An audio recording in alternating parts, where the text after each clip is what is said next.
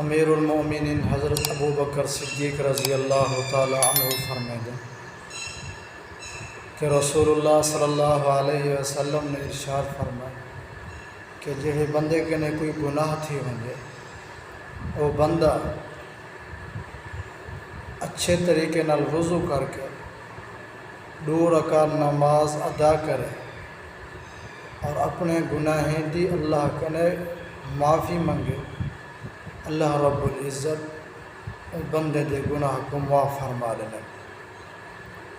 ہمیں دوسری روایت دے اندر حضرت عمر بن خطاب رضی اللہ تعالی عنہ کنے مروی ہے کہ رسول اللہ صلی اللہ علیہ وسلم نے ارشاد فرمایا کہ جڑا بندہ کامل وضو کر کے وضو دے بعد اشہد ان لا الہ الا اللہ وحدہ لا شریک لہ واشہد ان محمدا عبدہ ورسولہ یہ پڑھے، انہیں واسطے جنت دے 8 دروازے کھولوے نے، وہ بندہ جہڑے دروازے کنے جنت دے اندر چاہے داخل تھی سکتا۔